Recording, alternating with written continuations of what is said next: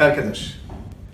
Aujourd'hui, nous sommes réunis, Bezrat Hashem, autour de l'entreprise de notre maître, le Rav Raphaël Rubin, pour discuter et Bezrat Hashem et s'approfondir quelles ont été les raisons de la destruction du Beth Amikdash, du deuxième Beth Amikdash. Nous savons que du premier Beth Amikdash, nous avons été consolés par la reconstruction 70 ans après du deuxième Beth Amikdash, mais du deuxième Beth Amikdash, voilà 2000 ans qu'on n'a pas encore été consolés. La Gemara de Masechet Yoma, elle dit que la raison de la destruction était la haine gratuite. Le premier Beth Amikdash a été détruit à cause de trois raisons: le meurtre, l'Avodat Zara et l'adultère. Et le deuxième Beth Amikdash a été détruit à cause de la haine gratuite. Et là-bas, la Gemara dit, de là tu apprends que la haine gratuite, elle est plus grave que l'adultère, le meurtre et l'Avodat Zara. Et donc on comprend, si les raisons de la destruction du Beth Amikdash, du deuxième Beth Amikdash, ont été la haine gratuite, donc de ce fait-là, les raisons de la reconstruction seront l'amour d'Israël. Quel était vraiment, dans le fond, le problème? Le problème, c'est qu'à la fin du deuxième Beth Amikdash, avant la destruction du Beth Amikdash, il y a eu des discussions entre des groupes, toutes sortes de groupes, de conception de la vie. Cela est pensé comme ça, cela est pensé d'autres. Mais la discussion a amené malheureusement à la brisure des cœurs. Ce que normalement n'aurait pas dû être. On peut discuter, un juif peut discuter avec son prochain, mais toujours continuer à l'aimer. La discussion elle est permise. Mais la haine et la brisure des cœurs entre un homme et son prochain, celle-là, elle est interdite. Et aussi, et de plus, on a oublié que la plus grande conception de la vie du peuple d'Israël, c'est qu'on est tous des juifs. C'est la base de deux discussions.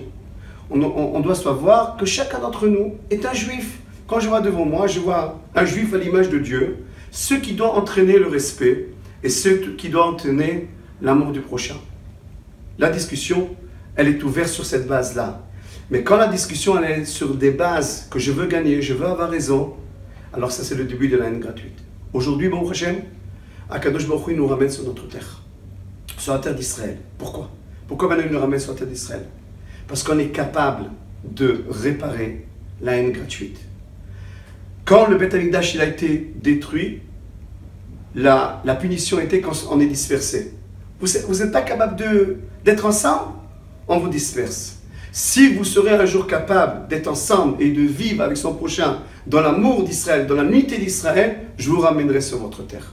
Le fait qu'Akadosh Baruch Hu nous a ramenés aujourd'hui sur notre terre, c'est qu'on est capable de s'aimer. Pour cela, il faut beaucoup d'efforts. Il faut énormément d'efforts. Il faut expliquer ce qui nous unit. Ce qui nous unit est beaucoup plus grand que les miettes qui ne nous unissent pas, que toutes ces discussions qui sont tout autour. Peu importe quel kippa à la personne, peu importe de quel courant il est cette même personne, ils sont les personnes. Il peut y avoir beaucoup de courants, une flamme, que chacun il représente un côté de la flamme et tous ensemble c'est le Ham Israël. C'est possible, il n'y a pas de problème. On peut appartenir à un courant.